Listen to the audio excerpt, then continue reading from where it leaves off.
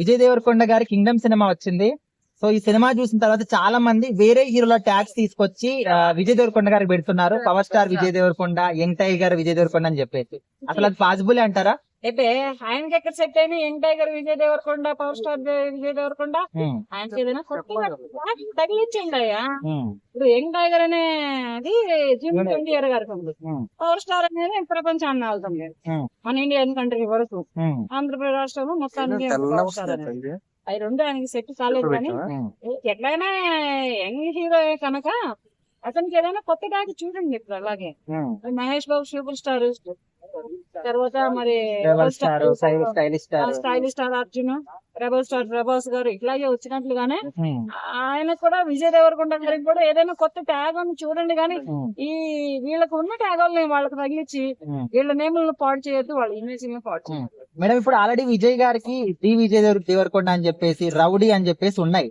But ఆయన ఏమో నాకు అట్లాంటివి ఏమొద్దు, ఓన్లీ నా పేరే చాలని ఆయన చెప్తున్నారు. కానీ ఆయన ఫ్యాన్స్ వచ్చేసి ఈ విధంగా వేరే వాళ్ళకి తగిలిస్తున్నారు. సో ఇది ఫ్యాన్స్ చేసేది కరెక్ట్ అంటారా? రౌడీ దేవరకొండ బానే ఉంది కదా, ఈ టైప్ బానే ఉంది.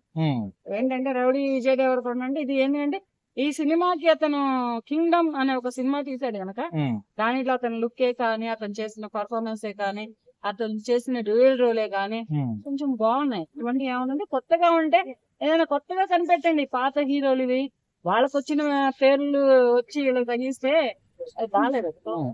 మేడం ఇప్పుడు విజయ్ గారి కెరీర్ లోనే కింగ్డమ్ అనేది ఒక అంటే చాలా అద్భుతంగా ఆయన మంచి నటన చూపించారని చెప్పేసి చెప్తున్నారు. మరి మీకు ఎట్లా అనిపించింది? బాగుంది సినిమా, నేను కూడా చూసాను. కాకపోతే సినిమా అనేది చూడడం చేతవాలి, దాంట్లో సన్నివేశాలని, డైలాగులని, దాంట్లో యాక్షన్ ని అర్థం చేసుకోవడం కావాలి. అర్థం చేసుకుంటే సినిమా ప్రతి ఒక్కరికి అర్థమైంది. 300, 500, 800, 1000 రూపాయలు, 1500 టికెట్లు డబ్బులు పెట్టి కొనుక్కొని వెళ్ళేందుకు సినిమా బాగాలేదని చెప్పుకోవడంట కాదు. సినిమాను అర్థం చేసుకోవాలి. ఫస్ట్ సినిమా మనం స్కూల్లో అక్షరాలు ఎలా నేర్చుకుంటామో, కాలేజీలో ఎంజాయ్మెంట్ ఎలా చేస్తామో, అలాగే సినిమాని కూడా ఫస్ట్ అక్షరాలు నేర్చుకోవాలి, తర్వాత ఎంజాయ్మెంట్ చేయాలి. ఇలా ఉండాలి. కానీ సినిమాని చూడటం అంటే ఏదో పోయి ఏదో చూసామా డబ్బులు దండగాయని సినిమా బాగాలేదు అనే టాక్ రావద్దు. ఒక్క సినిమా తీయాలంటే 6 నెలలు టైం పడుతుంది. 24 క్రాప్స్ కష్టపడతారు. 3 గంటల సినిమా చూసి వచ్చి బాగాలేదు అంటే ఆ సినిమా కష్టపడ్డ వాళ్ళందరూ ఏమైపోవాలి, ఎటు వెళ్తారు? అలా కాదు. సినిమాని సినిమాగా ఎంజాయ్ చేయండి, సినిమాని సినిమా రూపంలో చూడండి, అప్పుడు అర్థమవుతుంది సినిమా. పవన్ కళ్యాణ్ గారి సినిమా కూడా అలాగే ఉంది. సినిమాని సినిమాగా చూడాలి, చూసి అర్థం చేసుకోవాలి. అర్థం చేసుకోకుండా ఏదో ఇసుకొచ్చిందనో, బోర్ కొట్టిందనో, బార్కి వెళ్ళడం, సినిమా థియేటర్కి వెళ్దామనో వెళ్ళదు.